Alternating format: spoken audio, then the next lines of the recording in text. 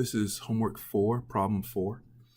What they want us to do is to weight a couple of waves of a battle to determine the winner and the winning city, and if the heroes win, or the last city standing if the heroes win. So let's jump in. First of all, let's look at what we're given. We're given initial vectors. First one is the initial villain count, which will be this int VC here. I'm using the examples from test case 1 here, and so these are the values I'll be using and the desired outputs here as I work through this example. So let's go back up here. So I'm using the initial villain count is this vector here. Then they gave us a vector for the number of villains in the first wave that will be added. And so that's wave 1 RE reinforcements, and that's that vector coming from the example in test case 1 again. And then there is the vector for the number of villains in the second wave, W2 for wave 2 reinforcements, RE for reinforcements, and these are the reinforcements for the second wave. And then for the outputs, I have two variables, last city and heroes win. Last city will be a character representing the character of the last city standing, and heroes win will be a Boolean. It will be 1 if the heroes win and 0 if the villains win. Once again, all of this is coming from reading the problem, which we're going to do here in a second. I have these highlighted to show when we get to the answers later on, they'll be highlighted as well. So those are our inputs and our outputs. Now, what it doesn't tell you is there's some stuff given here. What they'd give you is a list of cities with superheroes and the initial villain count, the initial what they call the hero limit. So the amount of villains that the heroes can fight in that city. And so these are the initial hero limits, 25, 40, 15, 35, and 50, which are captured in this vector here, initial int HL for hero limits. And then for the cities, we have N, A, W, L, and D. New York, Asgard, Wakanda, Los Angeles, and DC. And so those are in this vector here, and so they're in the same order as the initial hero limits. So those are some givens that are going to be important. Scroll up here. So we go to our first battle. And a city will survive the first wave, or we go to our first wave or first battle. The city will survive the first wave if the total number of villains originally in the city and the first wave of reinforcements. So we're going to add the initial villain count plus the first wave of reinforcements, and we're going to see if that exceeds the limit for that particular city, the hero limit for that city, which is captured here. And then, so let's do that first. So I broke mine down into waves, and so the first wave is here in blue, and then I broke each wave down into a pre-battle, a battle, and a post-battle. So the pre-battle are the existing troops plus reinforcements. So before the battle, our wave 1 hero limit is the same as our initial hero limit, and that's the vector we got.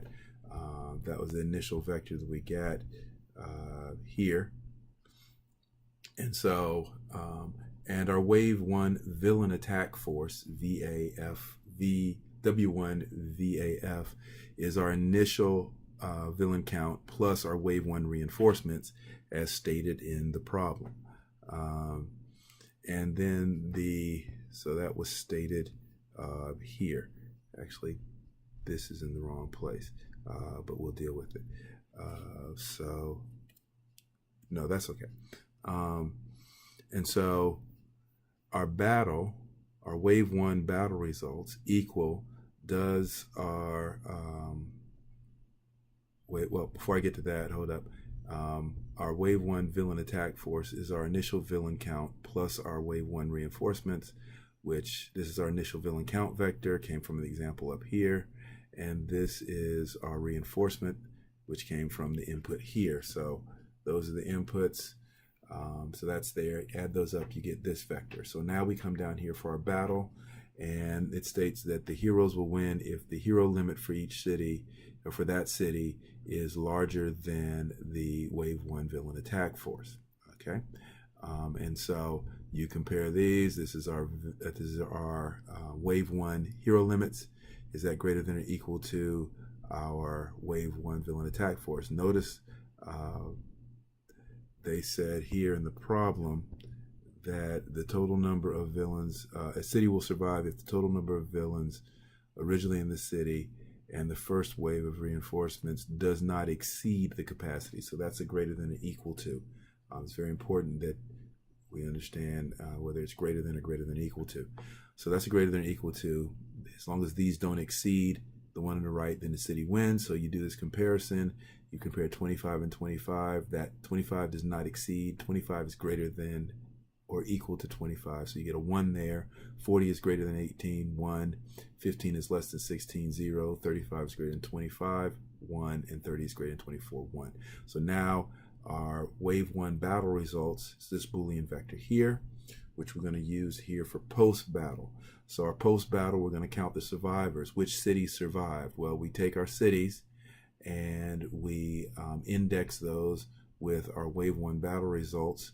And if we index this string with this logical vector, which is our battle results, these are the remaining cities after battle 1, after wave 1.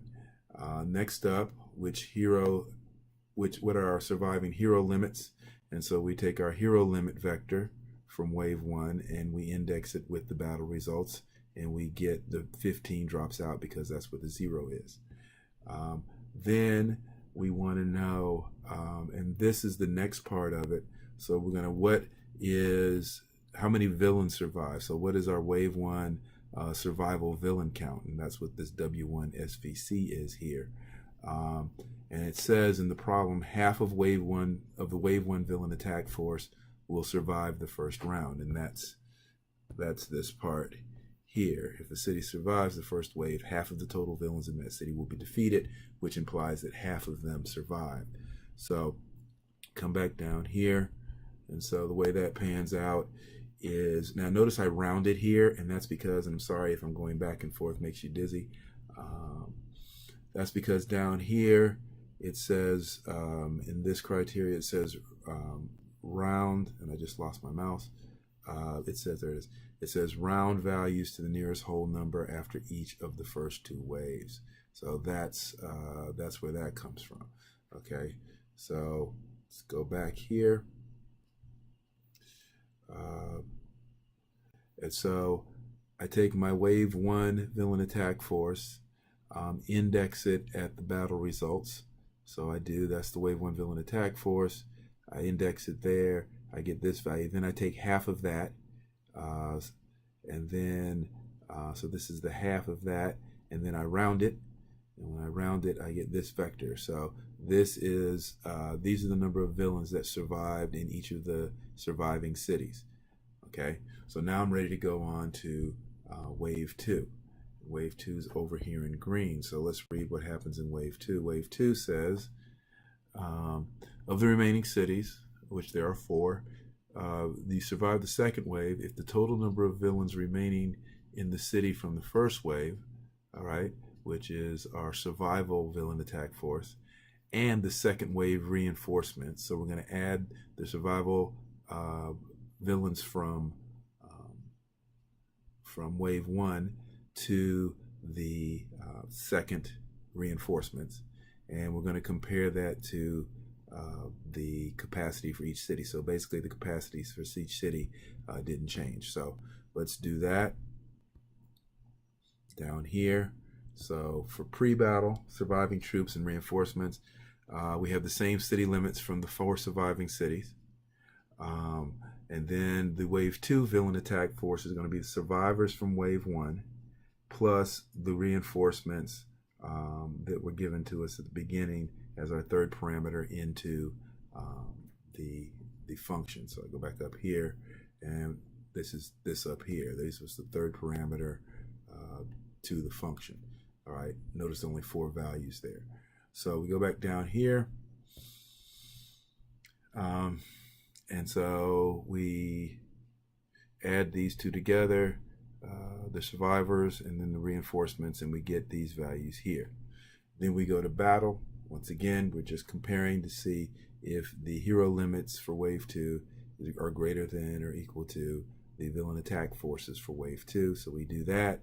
We see that in the first 3 cases, 25 is less than 24, so that's 0, 40 to 44 is 0, 30, 35 to 48 is 0, and 50 to 47 gives us a 1.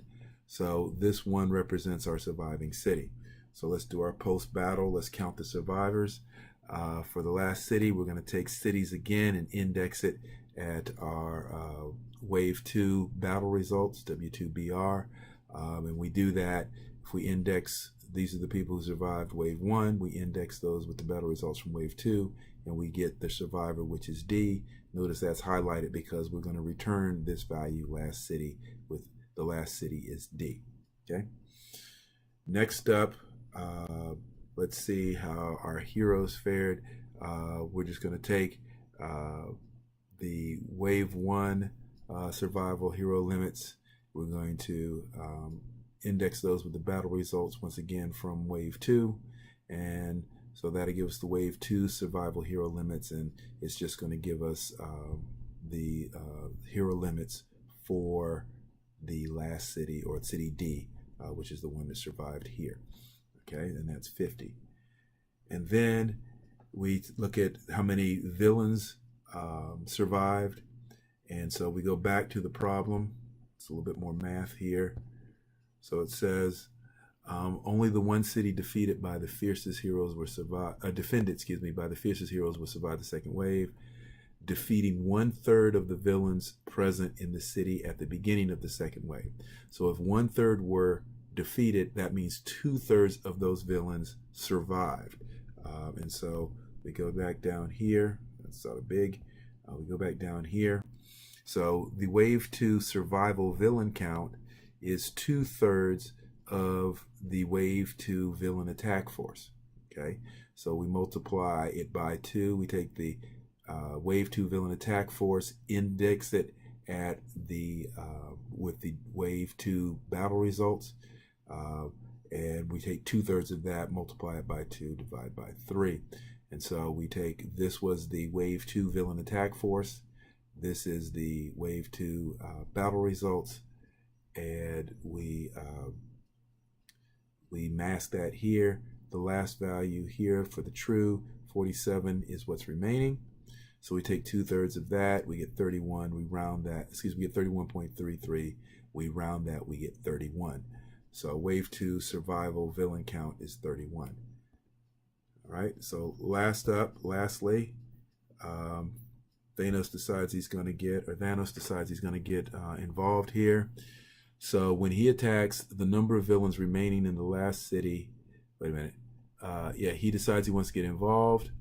So Thanos will win if the number of villains remaining in the last city is greater than half the hero city limit for that city. Okay, so we come here, our wave 3 hero limits, we take the wave 2 survival hero limits, divide that by 2, round it, and I'm not sure if I was supposed to round here. I don't think so, because we're not supposed to round after the first 2 rounds, but I did. It didn't matter here.